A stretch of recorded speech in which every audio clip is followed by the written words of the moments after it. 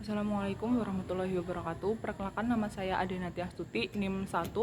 Saya hari ini akan membuat video berdasarkan tugas UTS Matkul Kewarganegaraan. Untuk soal pertama, jelaskan peran aktif Anda sebagai seorang mahasiswa dalam mengimplementasikan salah satu nilai yang terkandung pada 4 konsensus dasar negara.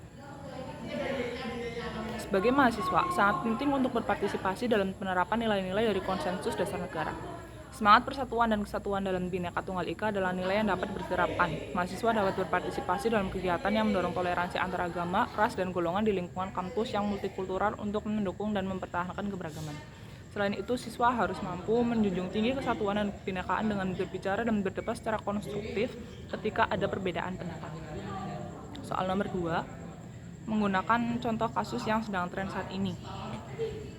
Untuk kasus nomor 2, konflik yang muncul sebagai hasil dari perbedaan pendapat politik menjelang pemilu 2024 adalah salah satu contoh kasus yang sedang populer saat ini. Berita-berita hoax dan cerita kebencian yang disebarkan oleh berbagai pihak, terutama di media sosial, menyebabkan banyak masyarakat terpecah. Sebagai mahasiswa, kita memiliki kemampuan untuk berperan aktif dalam memerangi hoax dengan menyebarkan informasi yang akurat dan mengajarkan orang lain pentingnya literasi digital. Lalu, soal nomor 3, menjelaskan dengan mengaitkan pada salah satu nilai konsensus dasar negara Indonesia. Nilai Bhinneka Tunggal Ika sangat relevan dalam situasi ini. Semangat persatuan harus tetap diprioritaskan terlepas dari keanekaragaman masyarakat Indonesia. Sebagai agen perubahan, mahasiswa harus menjadi contoh dalam mempertahankan kesatuan dengan menghindari perselisihan yang disebabkan oleh perbedaan pandangan politik. Mahasiswa dapat berfungsi sebagai jembatan antara kelompok yang berbeda dan mendorong percakapan yang lebih sehat dengan mempertahankan nilai-nilai kebinekaan. Lalu untuk soal nomor 4, keselarasan antara latar belakang, masalah, dan solusi.